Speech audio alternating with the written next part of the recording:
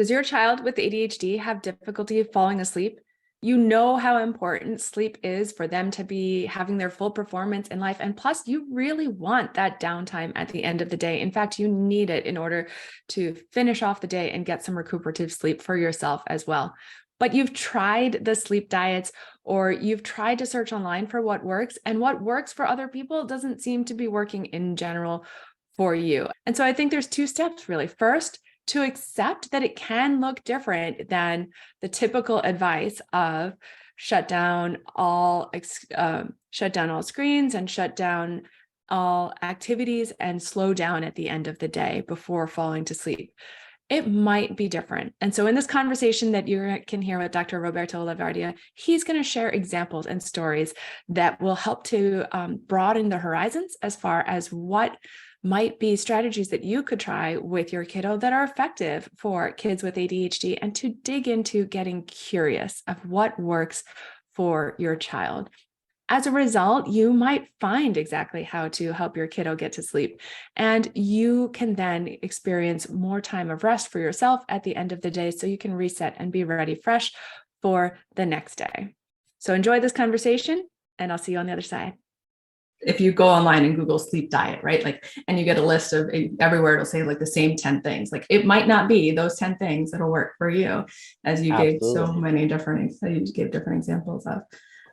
So I could ask you, like, so what are the things that'll work? But the answer is like, it's different for everybody. It's right? so different for absolutely. And I think curiosity is that, like, it's an element that's so many, I mean, to me is so inherent in ADHD, because we're always seeking stimulation, that curiosity is this natural. So we can use that. It's almost like, let's harness that to help that person with their ADHD and to see what works. Like, I've had, I mean, patients who have told me about, like, listening to Harry Potter audiobook helps them fall asleep because they've listened to it, multiple times.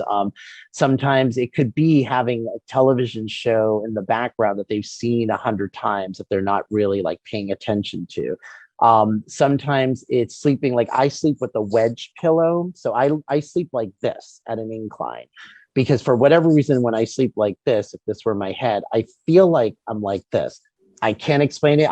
It's probably something in my brain, but even as a kid, I would always prop up pillows so I would sleep at an angle. It makes me fall asleep better. So sometimes it could be things that might seem a little bit unusual, in that kind of way. But it's, my motto is, as long as it doesn't hurt you or anyone else, just, you go for it. Like, whatever, is going to work. Sometimes having, chamomile tea helps. Sometimes reading a book. Now, for me, for example, like when they say, oh, have like a book by your bed, that doesn't work for me, because if I'm really interested in it, it's going to be very hard for me to put that book down. And if I'm not interested in it, I'm not even going to engage in reading that book. So that's an example of something you might see on those lists of like, oh, you read a little bit before you go to bed. Doesn't work for me. That doesn't mean it's not going to work for you, or, for your child or whatnot. So it's, taking those suggestions and saying, okay, well, let's try these. But sometimes the thing might be, and it sounds weird, like have your kid maybe, like I live in a cul-de-sac, and when my kids were like 5, 6, sometimes at 8, 9 o'clock at night, we would run around that cul-de-sac. I mean, my son, we would have like, touch all the mailboxes in the cul-de-sac. And of course, my neighbors are like, what is going on? I mean, they thought, they're great neighbors, but they're probably like, why is he running around?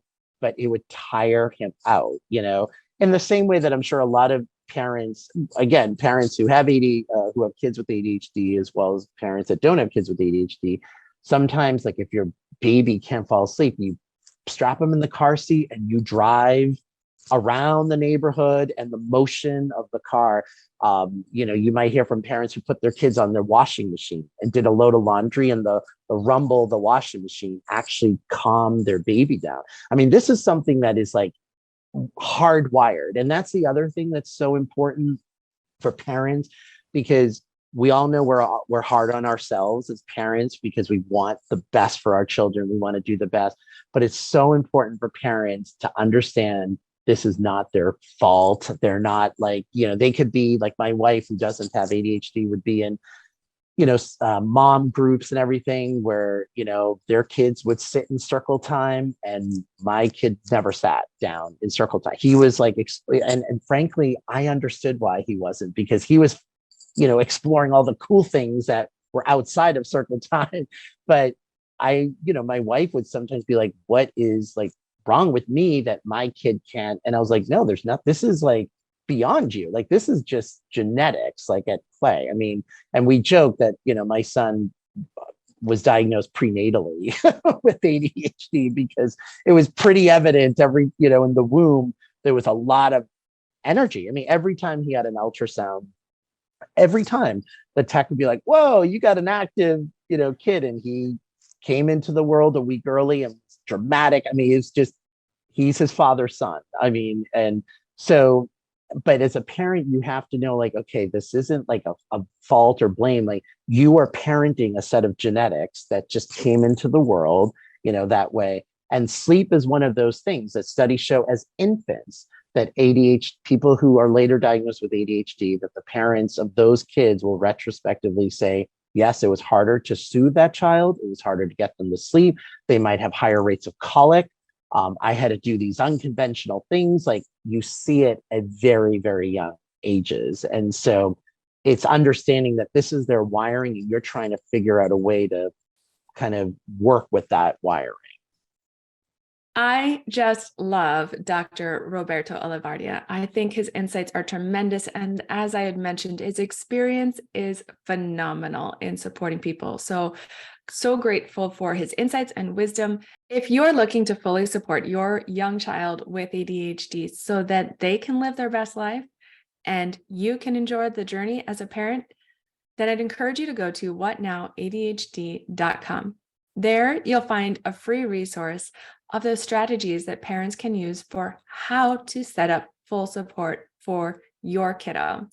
Because when how is easy, your precious time and energy can go to actually helping your kiddo and family to flourish.